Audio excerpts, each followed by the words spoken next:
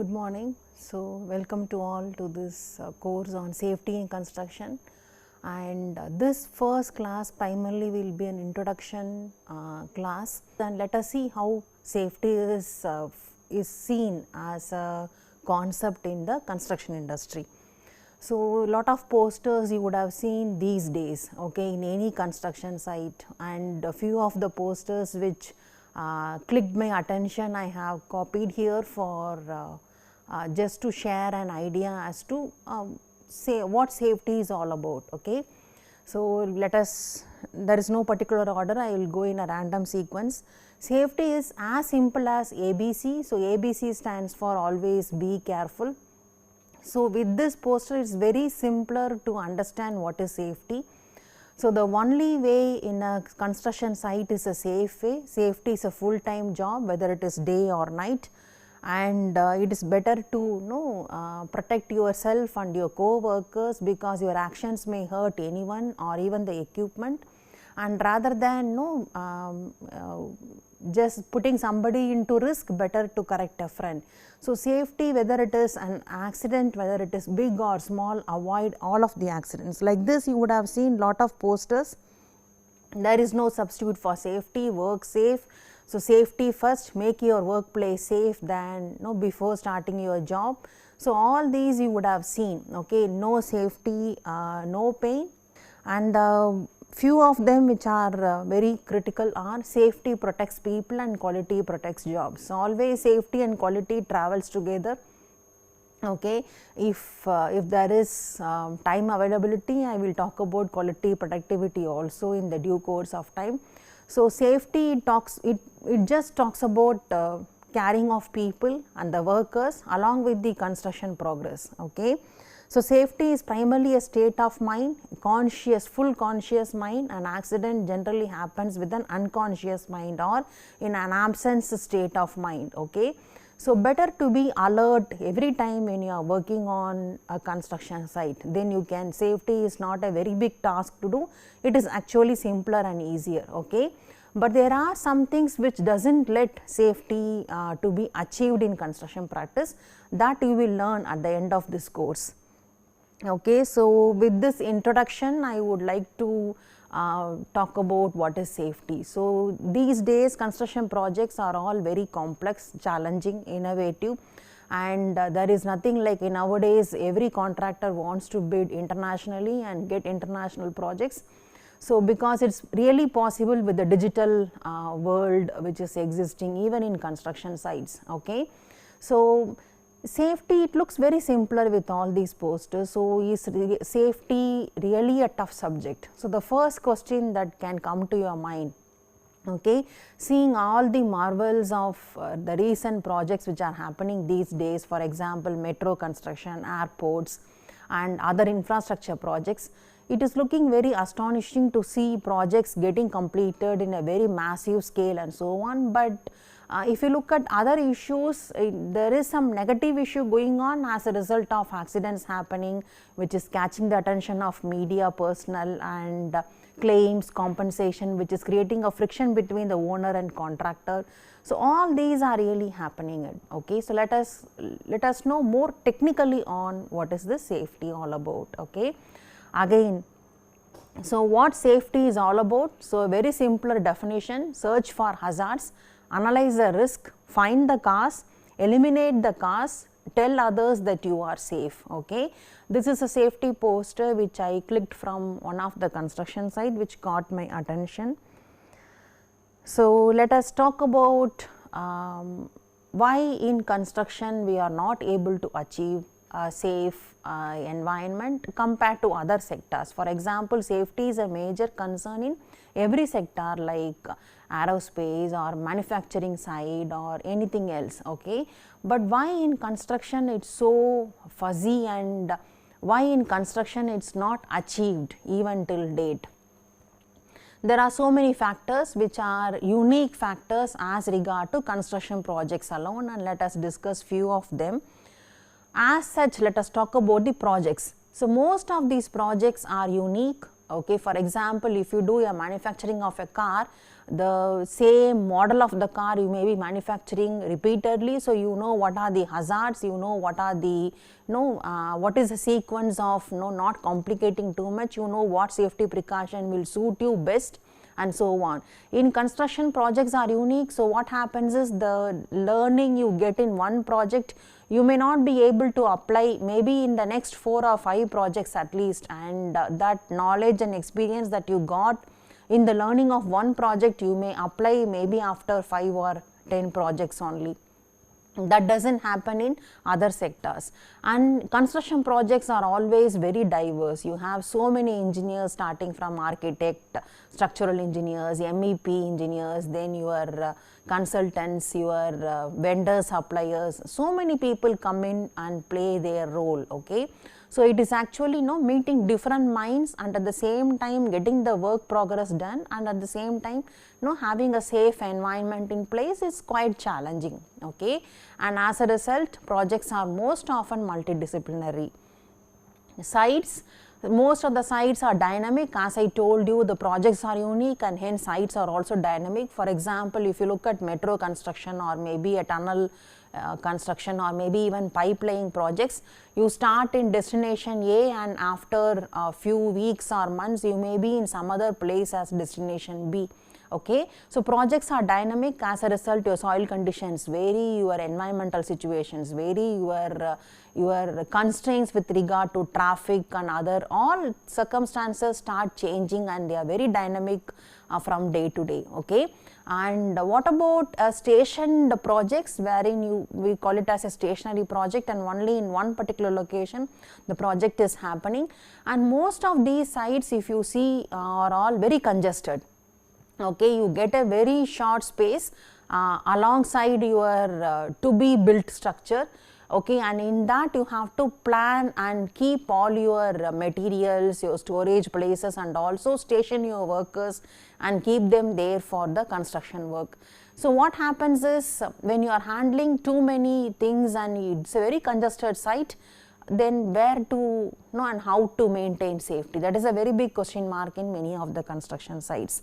The current trend in projects is primarily a subcontracting way of execution. Okay, most of the contractors, for several reasons, maybe for want of completing the project earlier, or maybe for want of specialized people to do the particular small portion of work, the contractors, they bid the project, get the project awarded, and then they break it down into smaller modules and outsource it to some subcontractors who have those expertise, equipment, skills, knowledge, the basic technology, and they bring in. Okay, they bring in the complete energy into the project.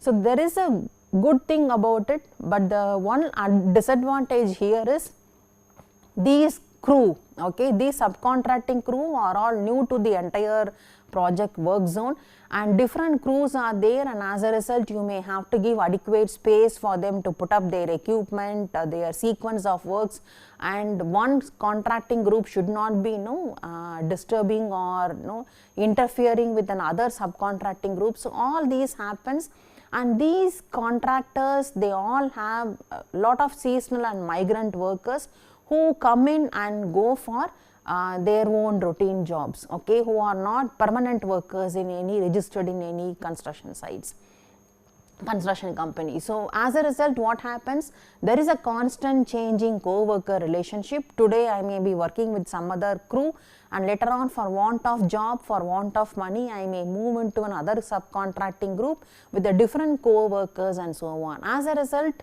what is the problem with the co-workers? As a result, every situation for you is new. Okay, you do not know whom to report for in case of any danger you have seen in the site.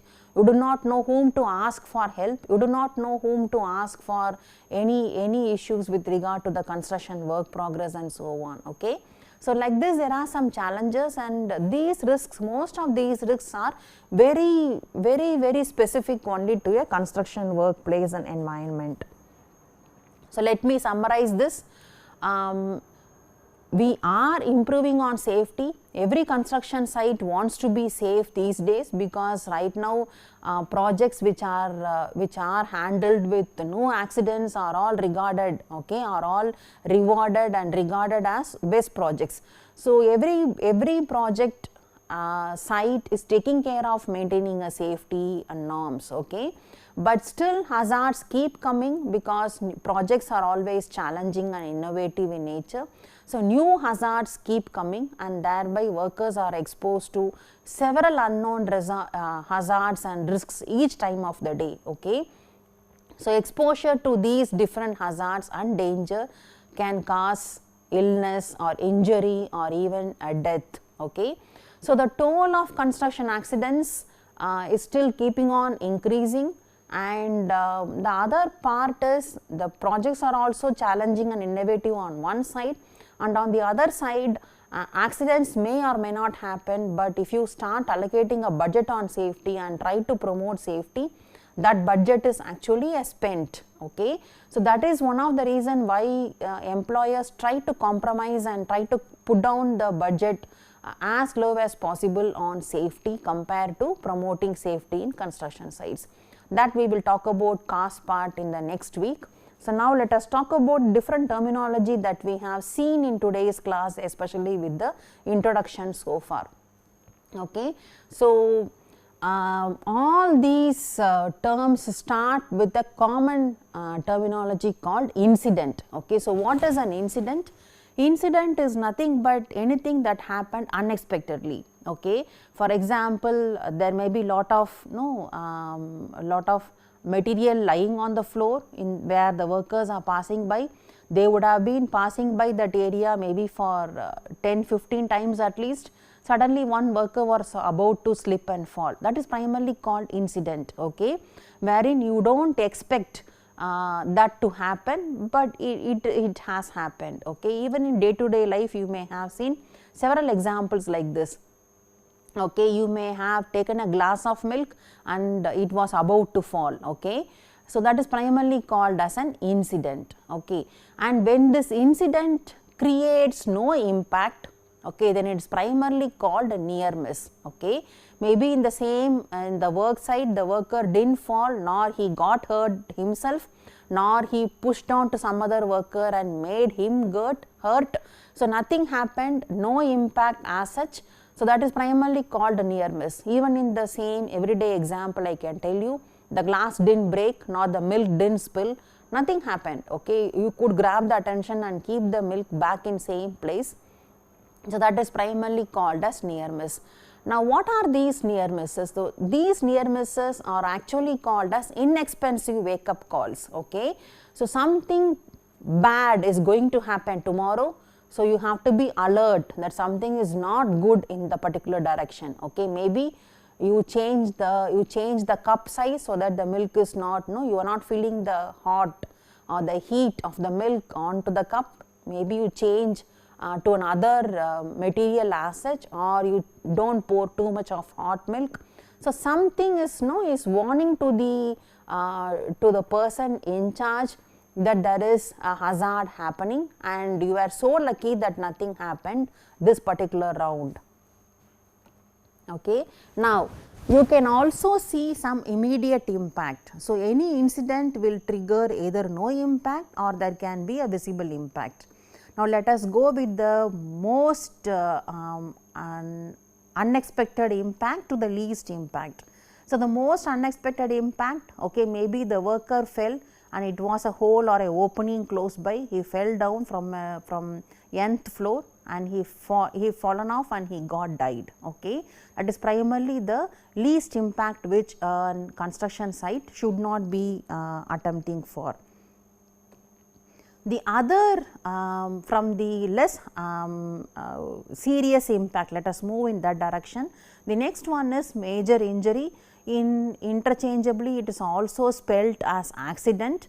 So what is an accident? Maybe you get paralyzed, or okay, paralysis, again there are so many ways of paralysis, okay, as seen in this picture, either one side paralysis or complete body except the head paralysis. Like this there are so many medical terms available, or either you get hurt very seriously that you either lose your hands or legs or any part of your limb, or you become deaf, okay, or something like that. So, these are all part of examples of a major injury. Minor injury, maybe you get a fracture or a contusion, or there may be a swelling in your organs. So, something like that, and wherein you get recovered and then you are back to work. This is colloquially expressed as injury also. Okay. So, as such you have fatality as a first from the most severe impact, then major injury or an accident, minor injury or interchangeably it is also called injury, and the other one is near miss. Then first aid cases are also there. First aid cases are not even visible in any construction site. First aid cases, you go to the first aid center and get treated within 1 day or 2 days maximum, you return back to work. So, they are not that serious in any construction sites. And the other one is a slow impact. Okay. There can be hazards which can create slow impact onto the workers. So, slow impact, for example, if you work continuously in concrete or you are handling cement, maybe you do not even wear a proper gloves or something, and then you start handling cement. After some point of time, you may see lot of cement dermatitis, that is primarily called cement dermatitis, and these are all will not happen just in 1 day or 2 days. It happens maybe for several years down the line. Okay, maybe 3 to 5 years, or some impact can even happen 10 years later on. Okay. So, these are all called as health issues. Okay. So, now if you look at incident impacts, so this is not triggered with an incident, but I am just categorizing it everything together. So, incident has either no impact, which is called near miss, immediate impact you have minor injury, major injury and a fatality, and a slow hazard impact we call it as a health issues. Okay. And if you look at the history of safety, which we will discuss little later, so in the history of safety, so far people were worried about only the visible impacts, okay, whatever we call it as a minor injury or a major injury and fatality, that was what was really seen by these construction group. Okay. So, and they were they were treating lot of safety programs, policies, etc., most often were focused only for safety issues in construction. Okay. These health issues started becoming a very big serious concern in construction sites, maybe from 2000 onwards only. Okay. Otherwise, safety was a long time phenomena, it was going on in many construction sites, but right now every policy or program also addresses health issues in it. Okay. So, safety and health is not like two different an aspect, safety and health nowadays goes together in construction sites. Okay. So, now let us talk about the definitions.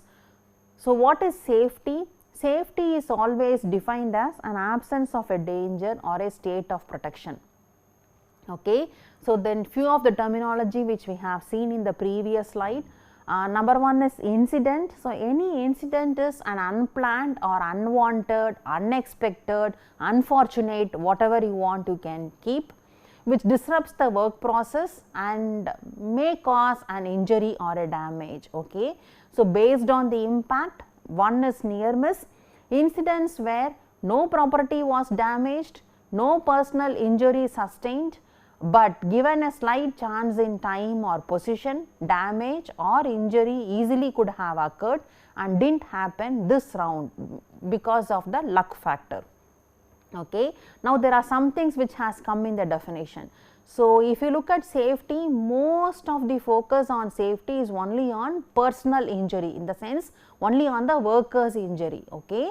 But safety as such talks about it has to take care of equipment, materials in the site, equipments available in the site, and also on the personnel, which implies workers on the site and other human beings on the site. Okay. So, but if you see it just so happens colloquially most of the safety norms and policies are primarily are towards workers well-being in the sites only. Okay.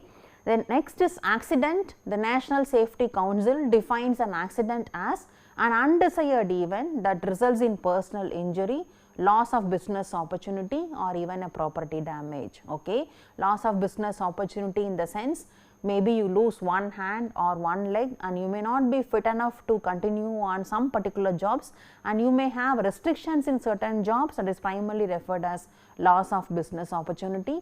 And the other one is your property damage, or maybe your the structure which you have partially constructed would have got damaged, or maybe equipment damage, it can be anything. Okay. So, accident is nothing but, some people write this as equation also, it is nothing but incident plus consequences.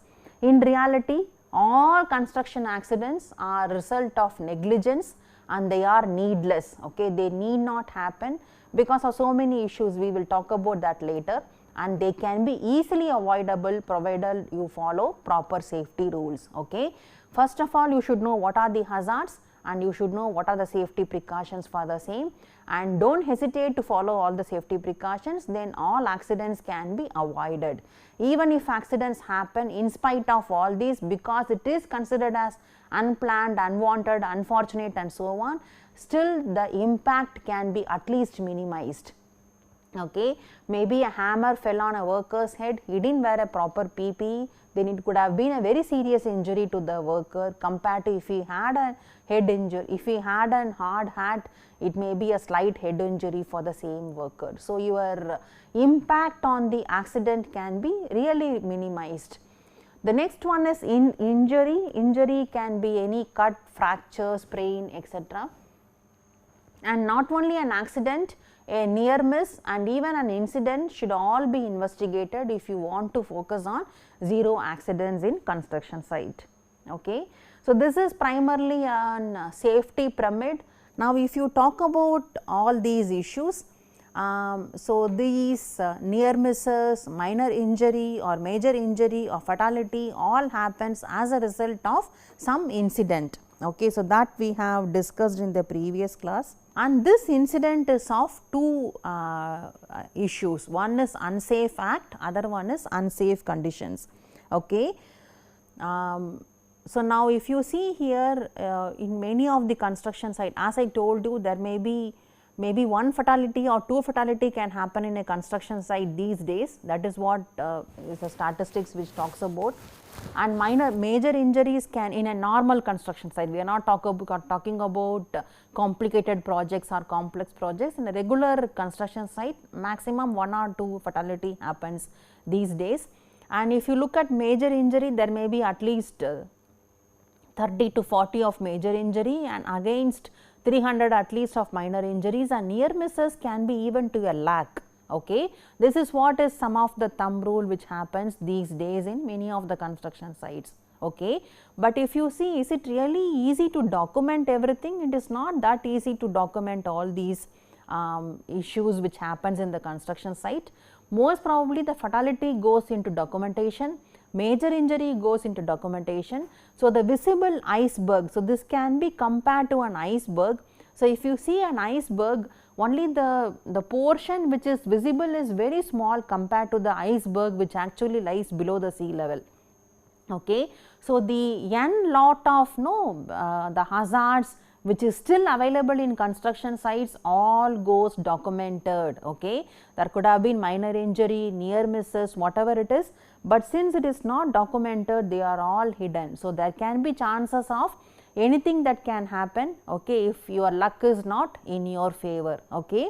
So, the documented issues and which people always take care of is your fatality and the major injury. Okay. Now, let us talk about these unsafe acts and conditions. So, what are these unsafe acts and unsafe conditions? Unsafe acts are primarily related to workers or human beings. Okay. Unsafe condition is maybe you wanted to do some substations in a hilly terrain or maybe some transmission lines in a hilly terrain. You cannot change the situation at all. Okay. Hilly terrains are little has more dangers, and these are primarily referred as unsafe conditions. Okay. So, what happens is, so far many of the people in construction, they think the safety is actually not emphasized, or we are not able to bring to 0 accidents in construction site because of the dangers in the unsafe conditions. Okay.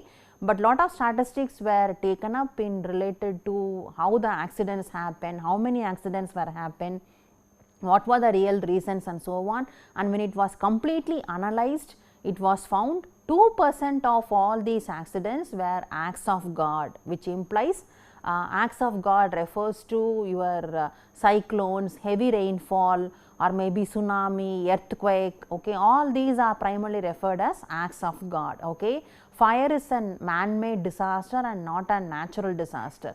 So, acts of God can be anything with related to natural disaster. Okay. So, 2% of accidents are related to natural disasters, and 98% of all these incidents which are happening in sites can be prevented. Okay, and they are preventable. And if you still go and zoom in into the 98% of that, 10% of these causes are due to unsafe conditions, okay, which you cannot avoid, or maybe you can take efforts to safeguard your site, that is possible, but you may have to spend money on that. And 88% of these accidents or incidents that happen in construction sites are primarily related to unsafe acts, which implies to workers. Okay. That is primarily a human tendency. Okay. Maybe first time when you are crossing the road, after you are grown up, you will be very hesitant to cross a road. Okay. Seeing the traffic on either sides and this and that, and then you take so much time to cross a road. Okay. After you are used to crossing the road for several times, then you know the hazard coming in. So, you cross the road even when traffic is moving on. That is primarily a human tendency. Okay. So, what happens is most of these accidents which happens in construction sites, once the workers are very comfortable with what they are doing, they start doing it without even respecting the safety policies and norms. Okay. So, that is where 88% of these accidents happen.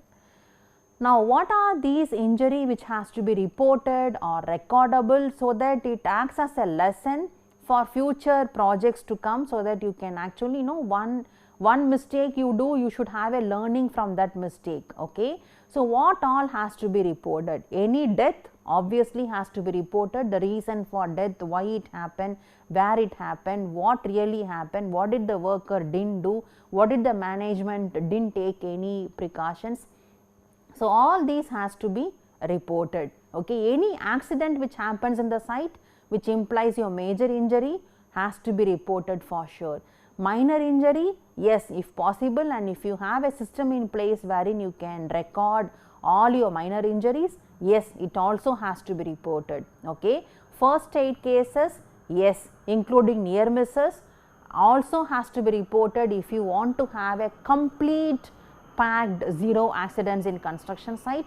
Near misses and first aid cases, even though there are too many happening every day, but still there should be a policy of reporting and documenting everything, and which should be used as a learning lesson to all the workers.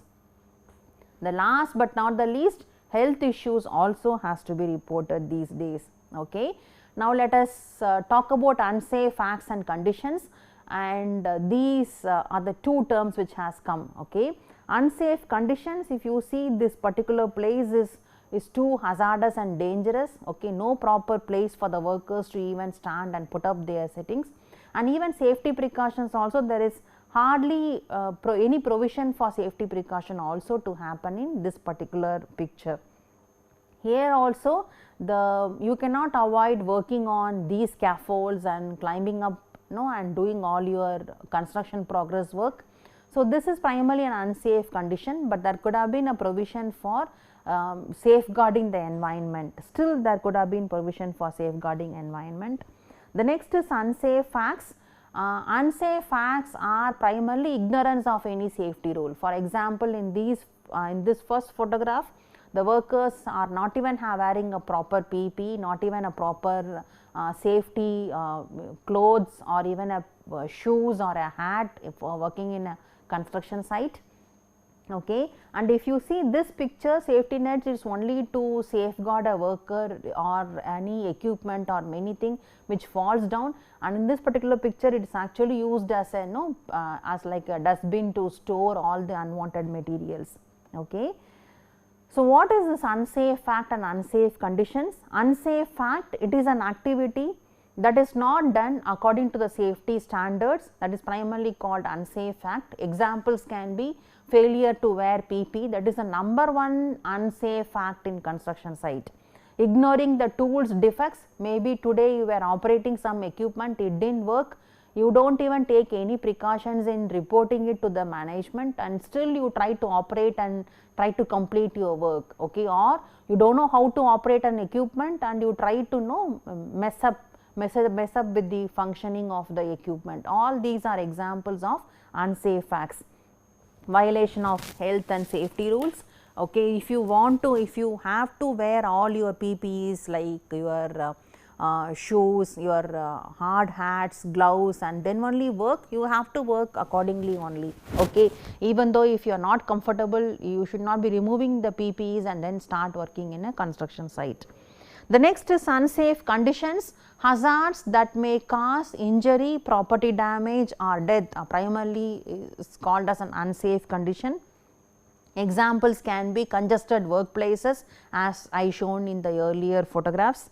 Dangerous soil conditions. Okay, you would have done so many tests on the soil profile and you would have got a very clear report on what is the soil type, the status and so on, and then when you start doing your work, there could have been settlement, unexpected settlement, or maybe your equipment could have sunk into the soil when you are placing the equipment. So, soil is always dangerous and a real mystery in a construction site, which can pose lot of threats and dangers.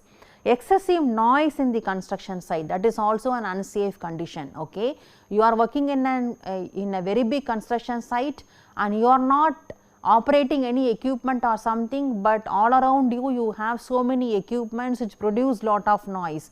Okay, which and there are lot of equipments which produce noise above the permissible decibel levels. Okay. So, when you are in the midst of so many equipments, and obviously your mind will not be at peace and concentrating on safety. So, this is an example for unsafe conditions. The next term which came all along together in the introduction was hazard. Okay.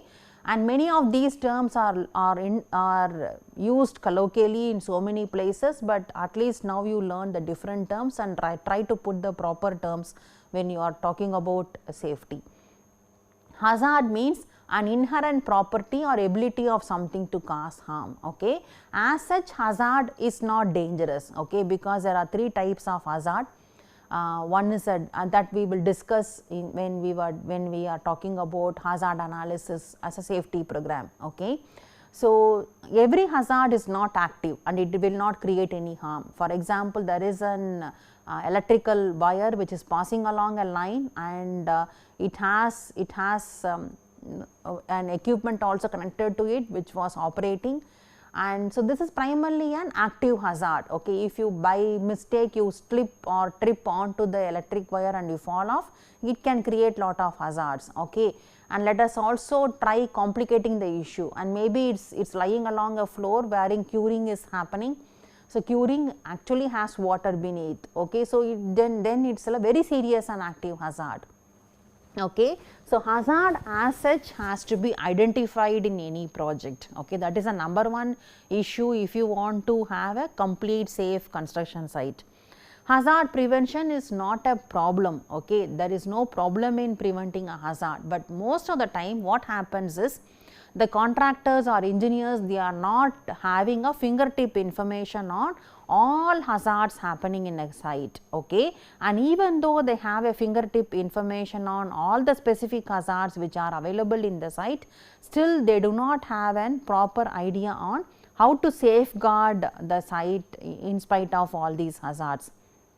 Okay. So, hazard prevention is not a problem, and the real issue is our traditional system allow well known hazards to occur and could do nothing to control them. One example I can tell is concrete construction. Okay. So, concrete construction, the real cast in situ construction, or I would say cast in place construction, which we right now in recently the terms are all wet construction and dry construction. If you mix the concrete in the construction site, it is primarily referred as wet construction rather than you do prefabrication or you do paneled construction or something else. Okay. Do an alternate method, or maybe you even do all your casting away from the construction site, that is primarily referred as a dry construction. You only bring those concrete stuffs and then start erecting an installation. Okay. What happens when you are mixing the concrete in the congested construction site? You are actually you are actually encouraging all dust pollution, okay, your noise in the construction site, all, and concrete is not lightweight, it is very heavy weight. Okay. You actually have lot of musculoskeletal disorders, this, that, and so on. On the other hand, when you are operating it in a closed form or even a precast yard or something, you may have lot of equipments to handle all these substances, and you need not be closely in contact with this hazard all the time. Okay. So, there are lot of these known hazards which are known to, some hazards are really known to the contractors and to the engineers, but still they could do nothing to control. Okay. Why? Because cast in situ construction is really economical and cheap, and you get lot of unskilled workers to help you in the construction site. So, they could do nothing when it comes to profit margin and other issues. Engineers usually do not have at their fingertips information about specific hazards and available safeguards, and thus cannot include in planning, although while designing itself you can really think about the way the construction will come up and you can really eliminate some of the hazards, or at least during construction you can really think about the hazards in the construction sequences, and you can try to safeguard and bring lot of preventive measures and safety measures. Still some things are possible, but but the decision primarily happens with regard to cost, and the other issue is sometimes the engineers and contractors also do not know how to manage safely.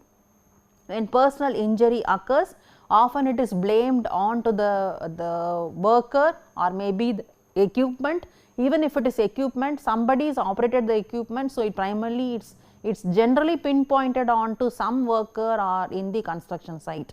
Okay. But if you see lot of court proceedings and trials, you would have come to know that many of these injury which has been sustained are primarily as a result of some hazard which could have been easily discovered in the planning stage itself.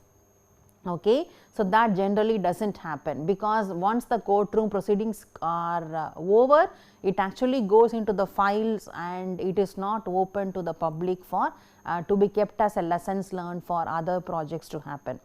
So, it is unwise to keep a hazard, as you may have to pay for the harm it causes, but when you have to remove, you have to pay, you have to spend lot of money on it. But if you do not try to remove thinking that you may have to spend money on it, you may have to pay maybe even more than what you have even anticipated. Okay. Sometimes you may have to lose everything to pay for the harm it caused. Okay. That is the real message behind hazard. So, report hazards immediately. Okay. For example, few hazards which are seen in the sites. If you see here, there is a lumber which is kept along the side where workers are passing by, and if you closely watch it, there are lot of nails on the lumber which are all protruding. Okay. So, this can be a real punch hazard onto the workers when they are on their workers feet when they are passing by on that side. Okay. Same, at least this is a well lit ventilated place. If you see here, there is no even proper illumination, but there are lot of nails, protruding nails onto these lumbers. So, some researchers have also identified the top hazards in a typical building project, and few of them are fire, unsafe scaffolds, working platforms, open shafts and edges, unsafe electrical equipment, unsafe excavations, unsafe cantilever loading platforms, struck by foreign objects, falling objects, unstable or unsafe structural membranes, overloaded vehicle and forklifts, unstable mobile crane, unsafe lifting operations, unsafe working at height, unguarded machinery and unsafe access or egress. So, like this there are lot of hazards which are still available in construction site, and if you closely watch a project and take a note down of all this, then you can actually think of lot of corrective measures and preventive measures for accidents. Okay, now let us move on into the terminology. Okay, so we have so far discussed about lot of terminology like fatality, major injury, minor injury, or your incident, near misses, unsafe acts, unsafe conditions, hazard. Now we will again move back to what is this fatality, major injury and minor injury, and how it is in present scenario in the construction site. Okay. So, as I told this pyramid, there are a lot of numbers to the pyramid. Okay. So, Henrich has proposed for any one major injury there might be almost like 29 minor injury and 300 near misses. In a way it is 1:30:300. Okay. Lot of researchers have given different numbers, and these numbers have come from different time at different point of time and from different group of construction projects also. Okay. So, if you want to know how many, this number is quite necessary because you have to think of safety precautions, how many safety programs and investment on safety primarily you do based on some assessment on these numbers in your project. So, you may have to have an understanding on the number. Okay. So, accordingly the other ratios are 1:100:10,000, 1:10:600, like this there are so many numbers available. Okay. So, but understand always the pyramid has so many near misses compared to major injury and so many minor injuries compared to your major injuries, and the same way to fatality. So, that pyramid is still existing. Now, let us talk about fatality. We will go again with the severe impact to the least impact. So, number one is fatality. If you look at projects which happened like 50-60 years back and so on, okay, 1940s, 1930s or 1869 and so on, okay, there are very famous projects which are existing even today, and they are all treated as wonders of the world. But if you talk about safety and the number of fatalities that has happened, there are considered, so many projects are really considered as deadliest construction projects. Okay, let us discuss about few of them. Great Wall of China, it had almost like 10 lakh death, okay, during the construction. Okay, this is only on reported case. So, Great Wall of China had many of the deaths in the construction when the construction was happening, and the Burma Siam railway is actually treated as a death railway because so many workers died when the railway construction happened. So, almost like 1 lakh, close to 1 lakh people died when the construction happened. Suez Canal again 1,20,000.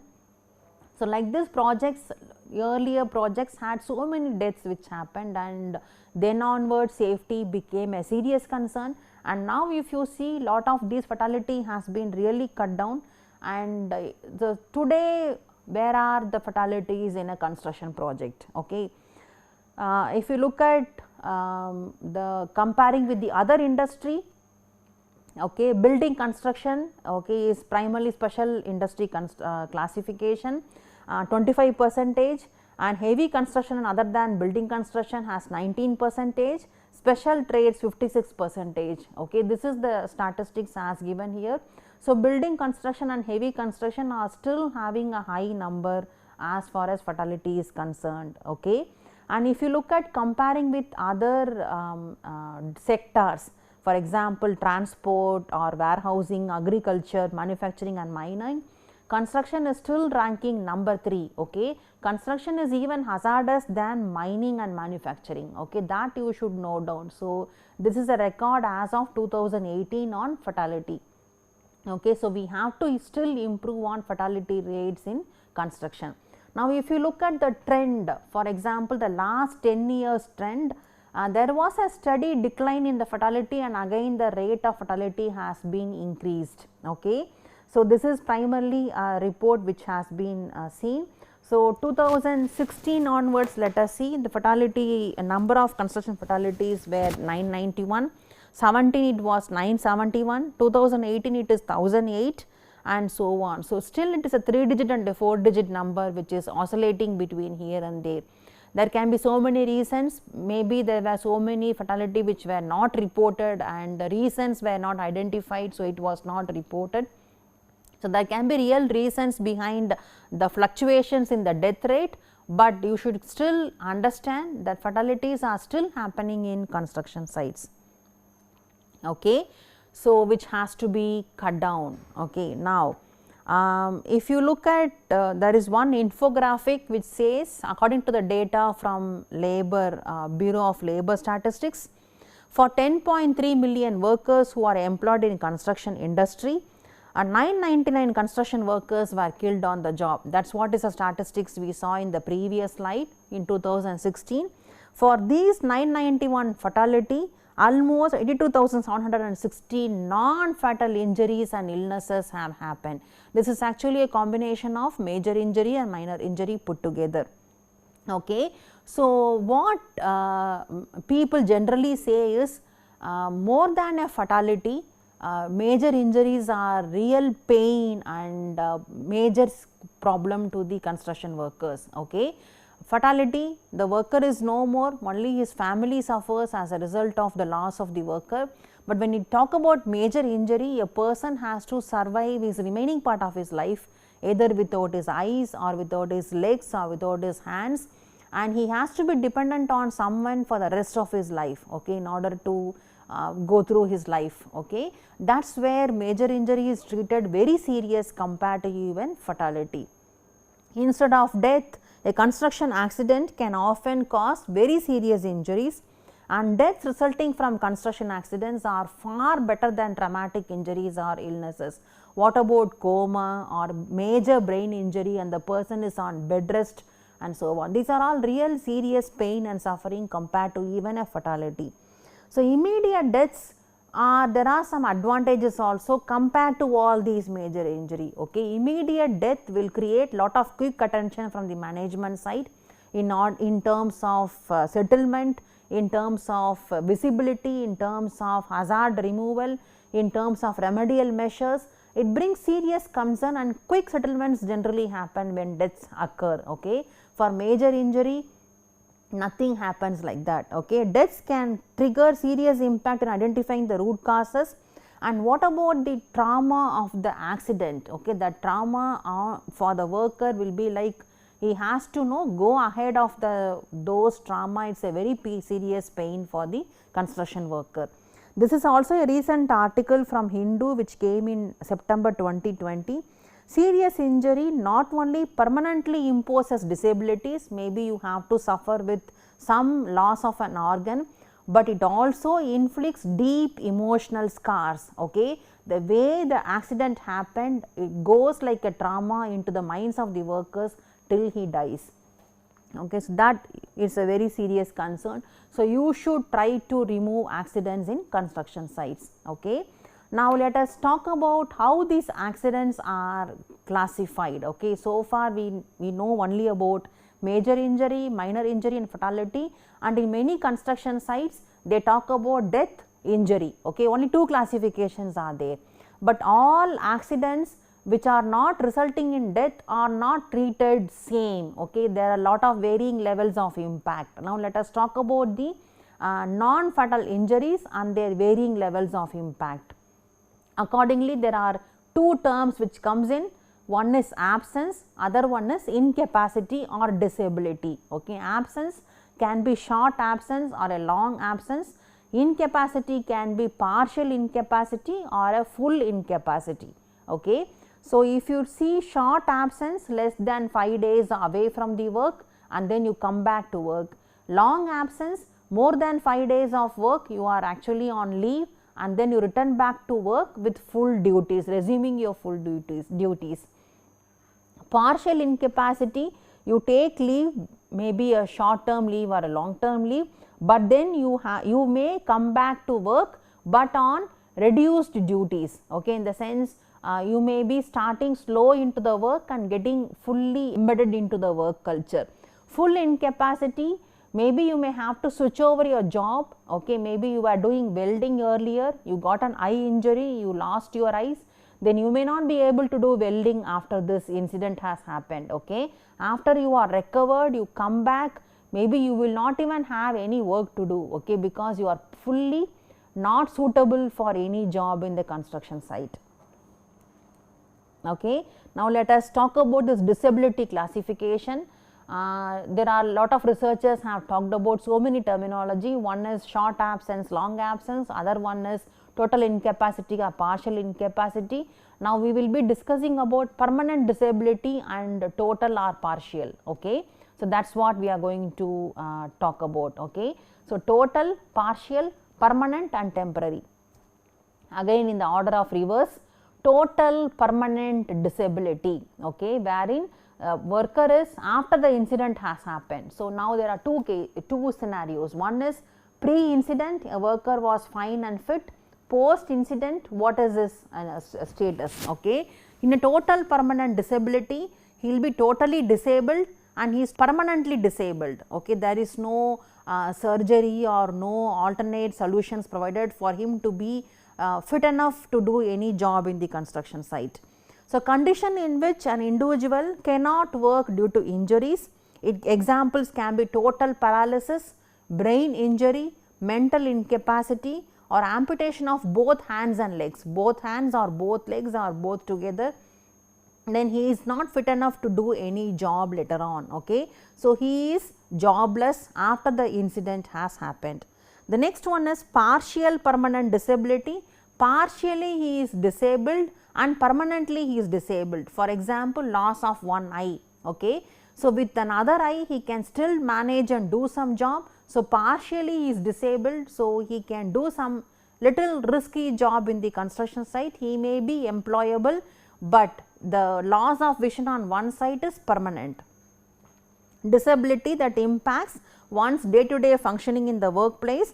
These injured workers generally go back to work. Okay. Once their treatment is over and they are fully recovered, they go back to work, but they cannot do the work with full capacity as they were doing before the accident has happened.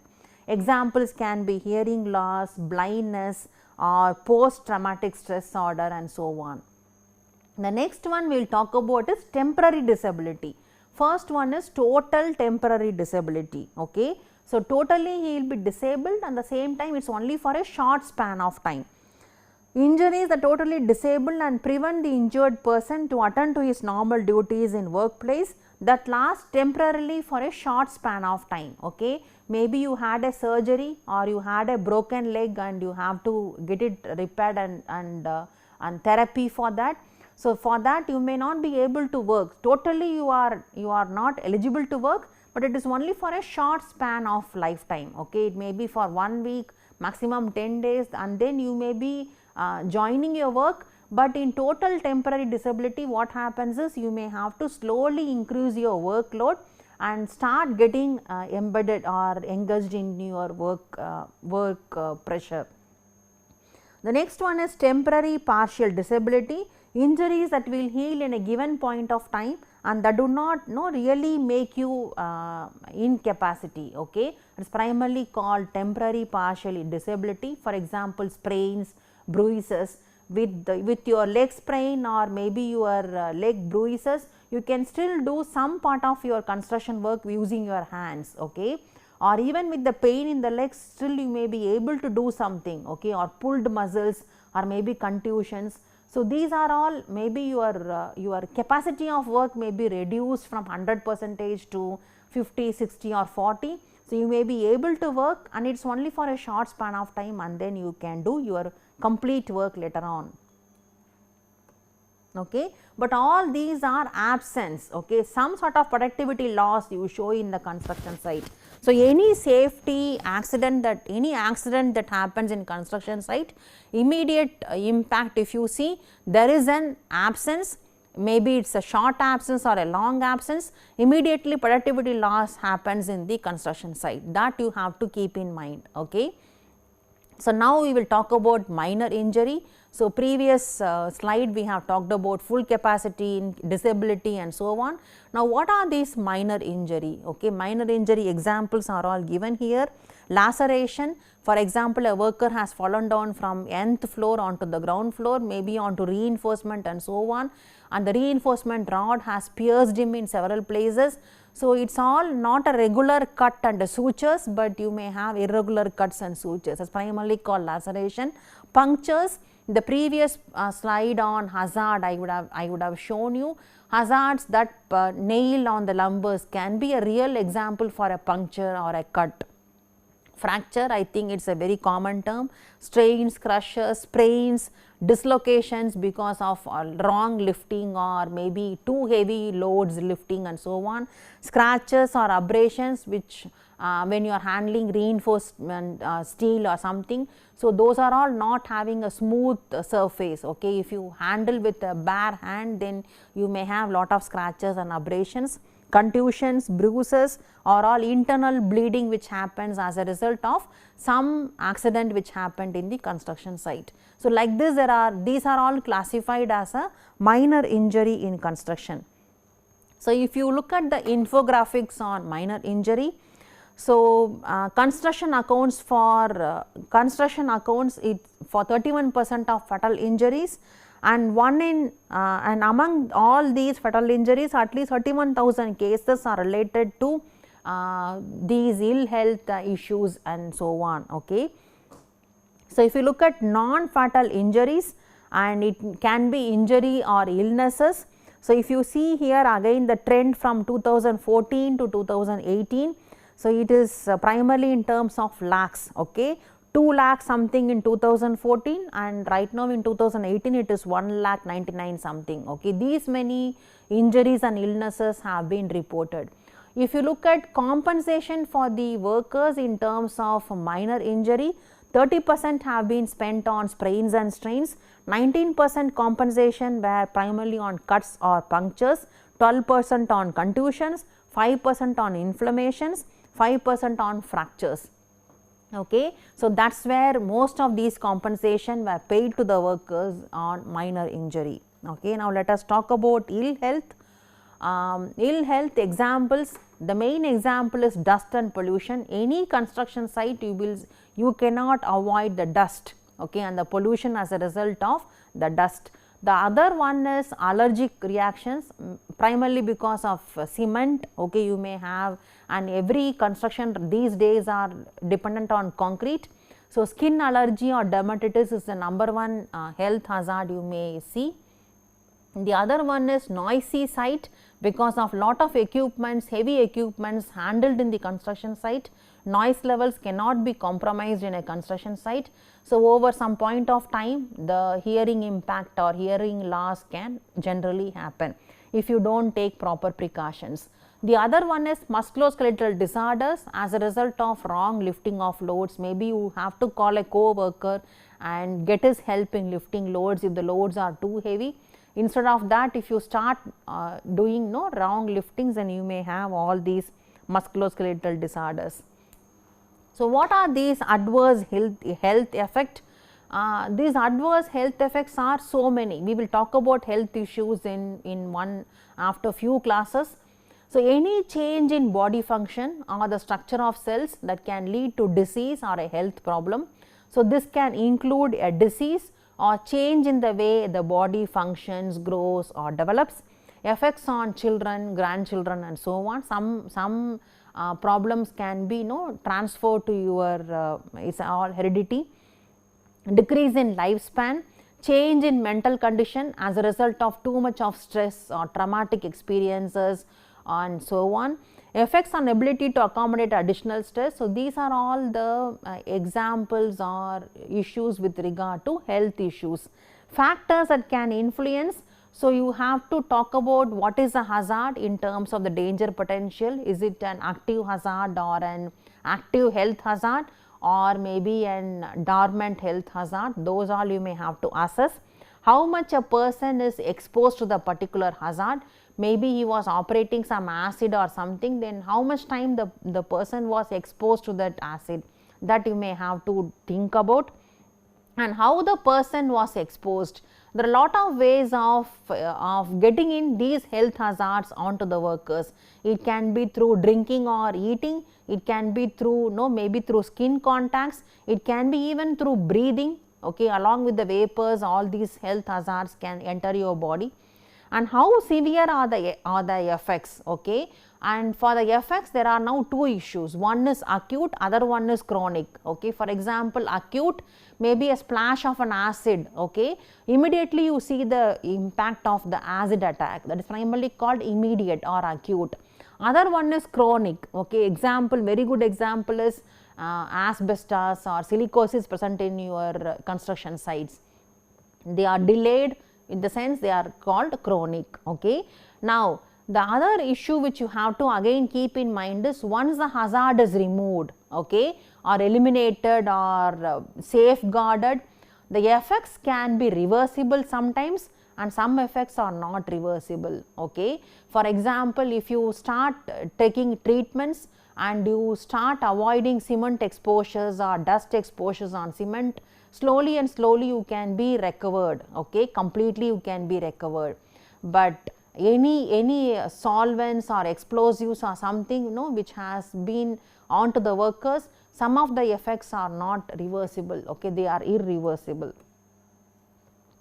Now, what about the growth of construction industry? Okay, so far we have talked about all the terminologies with regard to accident, starting from fatality, major injury, minor injury, and near misses, and also the ill health, okay.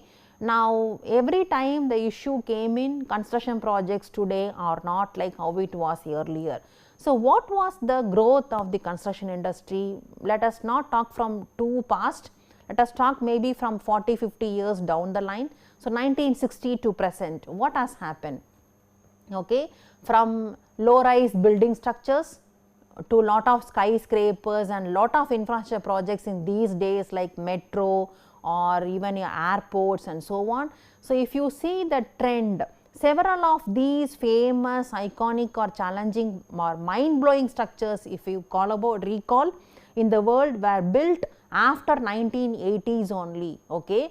Only with few exceptions that were built before 1980s. Otherwise, most of these structures all were built only in the recent past, okay. So, there is a real challenge which is happening in the recent trend in the growth of construction industry, which is posing lot of new hazards and new threats on safety into the construction sites. From, if you talk about procurement, again traditional procurement was design, bid and then build, but recently there are lot of integrated procurement methods available, okay, and digital practices also have come in, and as a result you have so many new methods of project delivery, starting from design, build or PPP and so on, which has changed the scenario of the construction projects these days, okay. And the other issue is, traditionally time, cost, resource were the major concern in any project, and compared to these days the construction goals are too many now, okay. It starts from time, cost, quality, safety, communication, HR management, integration, then and so on, okay. So many issues are there, okay. Green building, sustainability, like this there are a lot of issues which has been taking over construction in these days, okay. From conventional construction methods, right now we are actually moving on into modular construction, design, digital design construction, prefabricated construction, DFMA concept on design for manufacture and assembly. So, like this there are a lot of innovations which has happened, okay, compared to the conventional method of construction. Okay. So, labor intensive industry, that has not changed too much, still we are on the labor intensive industry, and because we have surplus unskilled workers, okay. So, as a result we are not able to go too much into robotics or automation or maybe even 3D printing and so on. So, we are still not able to go there because all these workers will go unemployed. In 1980s onwards, offsite construction became very popular. That is what I referred recently as dry construction and wet construction. So, dry construction or otherwise called offsite construction, that concept came in as, and it was very popular and supportive because of quality can be maintained, safety need not be compromised, productivity can also be maintained. So, as a result, offsite construction started to pick up its own popularity. Digital era also influenced the construction tremendously these days. Okay, BIM and other issues came in. As a result, we are able to move into robotics or maybe even 3D printing, or we are also able to use drones for a lot of safety precautions. Okay, lot of laser scanning and other issues all have been there, okay, in order to help the construction growth.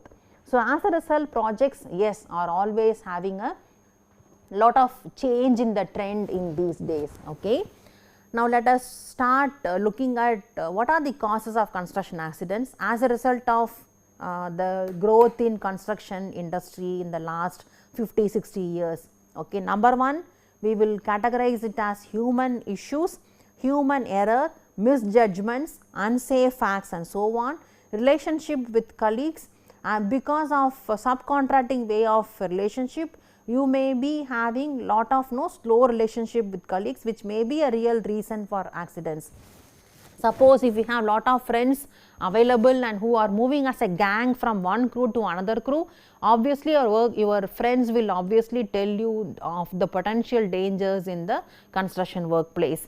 Immigrants, as a result, there may be a poster in the local language, okay, maybe in Hindi or something, and the person who is a immigrant, he may not be able to read that language, then obviously he may not understand what is written there. So, diverse culture and language is also a reason for causes for accidents.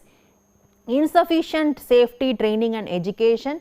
Most of these issues are common sense. Okay, you should always know that you should have a proper PPE when you are working in construction site. Most of them are common sense, but still that does not mean common sense is equivalent to safety education and so on. So, there should be a proper training, education on safety, and the workers should be reinforced on safety every now and then, maybe in the toolbox meeting or during safety training and so on. Okay, that should be happening every now and then. And the workers' motives to derive short term benefits. For example, incentives, that is one of a safety policy which is available in many of the construction sites and projects. Okay, incentives is primarily to reward a good behavior in a construction site. Now, what happens is, just because a worker has to be safe working in the construction site with no accidents, he may get some incentive at the end. Okay, in order to receive that incentive, what happens is the hazards, the near misses or the accidents may be hidden by these workers in order to claim those benefits. Okay, the benefits can be anything. It can be an 1 month additional salary or something like that. So, in order to derive those short term benefits, the hazards may be still put beneath the carpet and hidden. Fatigue. Okay. Fatigue and hectic schedule, we can bring it together. Your high pressure on finishing the project, not on the regular schedule, but little tighter, okay, little less than the normal schedule, that is primarily called hectic schedule, that can really bring in accidents to construction sites. Okay. So, sleepiness is a very big safety hazard. If a worker has to be given enough time for sleep, and if it does not happen, then sleepiness is a real reason for an hazard in the construction site. The next is economic consideration, developed and developing countries. Developed countries can actually spare lot of money on safety precautions. Okay. If you see some construction sites abroad, you would notice, okay, how these construction sites are looking really different compared to our construction sites. That is because of the economical growth rate. Okay. So, developed countries can obviously spend too much on construction safety issues compared to developing countries, but even with the limited availability of what we have, still we can still maintain safety in the construction site. Method of payment to workers. Okay. So, only when certain amount of work has been completed, then only the workers will get the wage. Okay. That can obviously act a pressure onto the worker in order to create. Okay. So, they have to finish something in the 1 week, then they have to show that progress to the contractors, and then only they can get their wage. So, this may be a real reason for safety or quality of the projects also. Okay.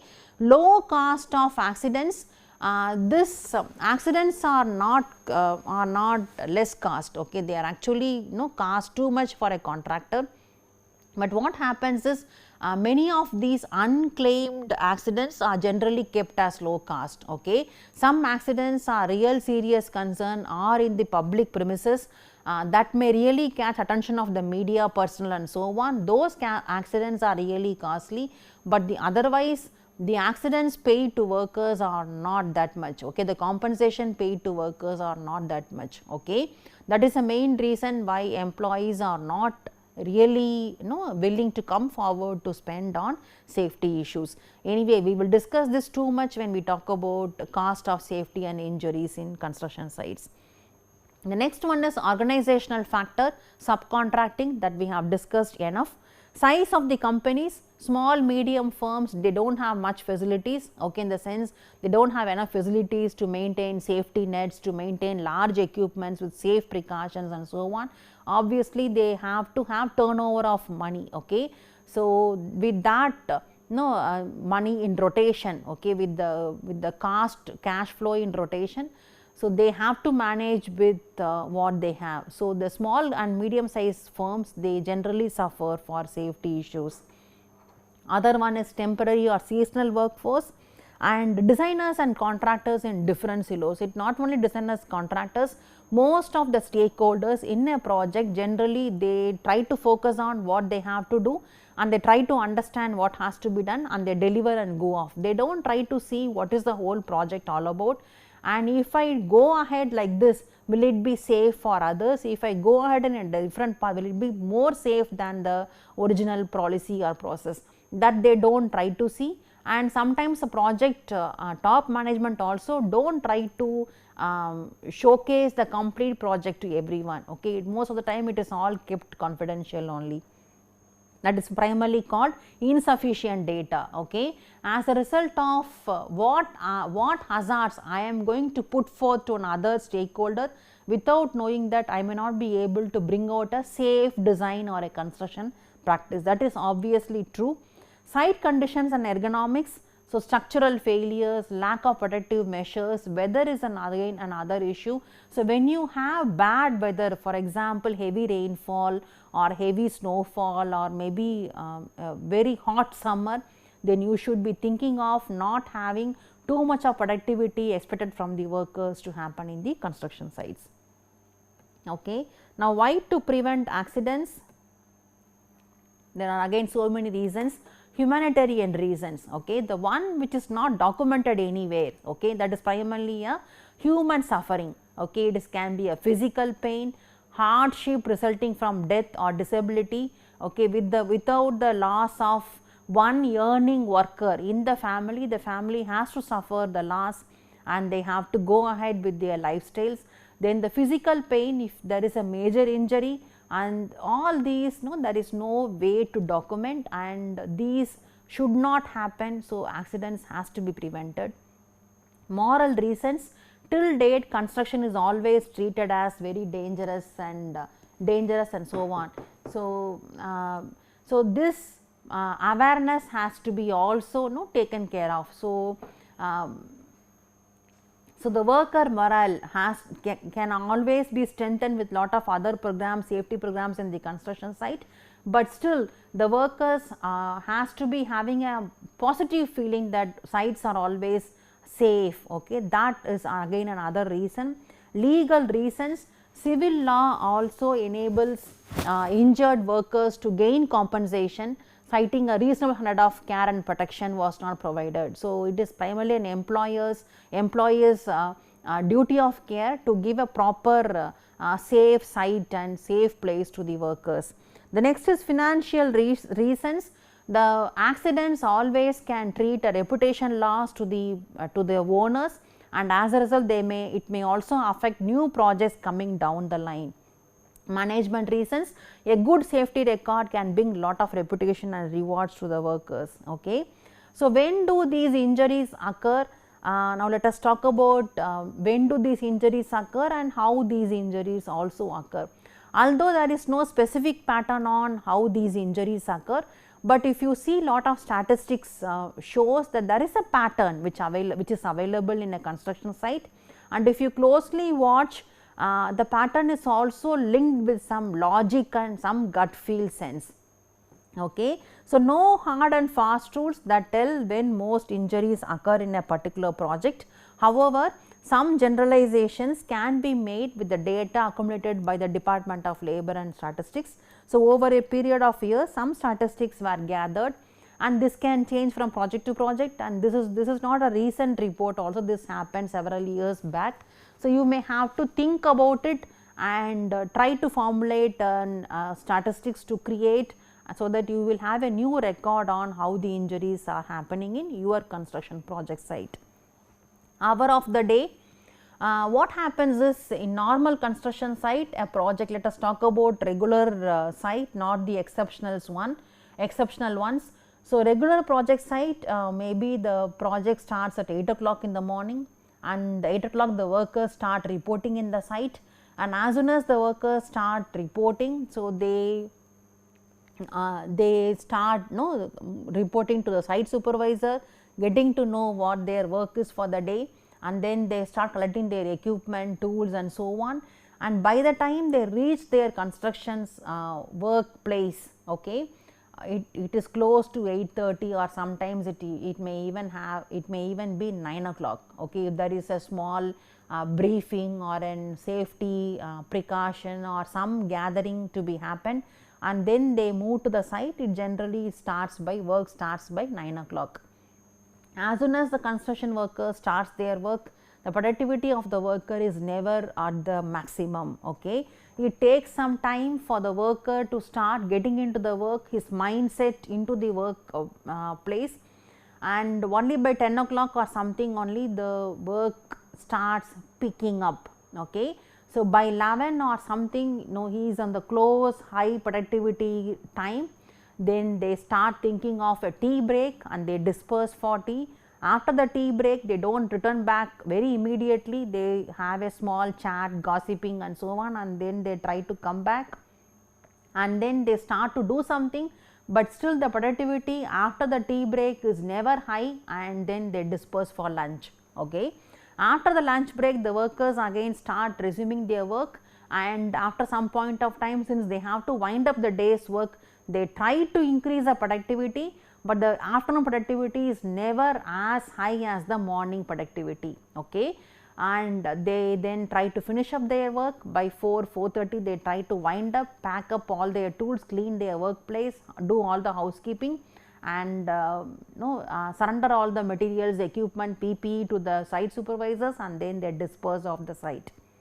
Okay. If you see the trend in the particular whole day, the maximum productivity happens close to 10 to 11 o'clock in the morning break, and in the afternoon it is close to 2 to 3 or something. Okay. But more injuries are generally reported on morning peaks only. So, close to 10ish or 11ish, there are a lot of injuries which happen in the construction site. That is one of the main reason why safety meetings or safety announcements all happen in the morning of the day, so that the workers are actually with the safety mindset or safety mood. With that, they start going to the work, and safety is like a precaution on their head when they are doing their work, and injuries are expected to be reduced. Now, let us talk about day of the week. Okay. Again, we are talking about normal work culture and not the exceptional cases, 5 days a week. So, again, if you see, the greatest number of injuries are expected to happen on Wednesday, if the same style of hour of the day is supposed to happen. But it was very surprising, there were 2 peaks, morning peaks and afternoon peaks, and in the morning peaks, Monday mornings were expected to be reported as a high number of accidents happening in the construction sites compared to afternoon peaks. Okay. There are also other reasons for more number of injuries on Monday mornings. Okay. Number one is the workers are generally not in a mindset to start their work on Monday, because after Friday they have a 2 days break, and there is a lot of mental transition required by the workers to move from the weekend to the work week culture, and this needs some time. So, obviously with that mood they are not in a mindset to do the work, and there are accidents happening on Monday. And the other reason is number of false claims which happens, okay, which we will discuss anyway in the workers compensation frauds. What happens is these workers, they do not have enough salary to meet their daily requirements, they are all low wage workers, okay. And so compensation generally takes lot of time to be available for their hands. And what happens is some injuries, if it is happened ahead of your work site, in the sense workers are generally compensated only when they are on the site in the working hours. Suppose if they are not in the site and they are off the site hours and any injury or accident happens, then they are not eligible for a compensation. But since they do not have enough money to meet up their expenses, medical facilities on their own, what do? Is they try to pretend that they are fine, okay. They try to hide the accident which has happened away from the construction site, and then they come and report on Monday into the construction site, and then they try to project as if the accident has happened in the site on Monday. That is also one of the reason why Monday mornings are considered to be having a high number of claims, okay, on accidents. If you look at afternoon peaks, again Friday has similarly a highest peak, because most of these weekly waged workers, they try to surrender their work by Friday because they have to get their wages. So, they have to finish showing some work progress in order to get their wages. So, when they are doing their works in a hurried manner and trying to finish their work completion, lot of accidents tends to happen, okay. So, the reason is also logical to the same. So, firms are advised to evaluate the actual injuries in their own projects, and also to monitor these workers and to change the style of payment to these workers, then many accidents can be really coming down. Season of the year, again extreme weathers should be a real caution. When we talk about health hazards, we will talk about cold stress, heat stress and so on. So, extreme cold temperatures, extreme heat, hot temperatures are generally a serious concern, and you should give adequate breaks to these workers and not impose a hectic schedule onto the workers. Okay. And again when rainfall is a major concern and is a possibility in some regions, the rainfall also should be taken into consideration when the construction works are happening. So, recap types of accidents in construction sites. So far we have talked about total disablement, partial disablement, vehicle related injuries, unsafe acts related injuries, all injuries related to the related to workers misbehavior in the construction site, unsafe conditions related, location of injury, whether it is external organs injured or internal organs injured and so on. Reasons for injury, this we will see little later. Actually from week 3 onwards, you will have all the lectures arranged along these falls, caught in or between, cave in, struck by, electrocution and so on, and the operation wherein this hazard is seen to the maximum will also be covered alongside these hazards. Okay. We will see from week 3 onwards. Nature of injury, again fracture, dislocation, sprains, strains and so on. Okay. So, with this I am stopping for today's class. Thank you.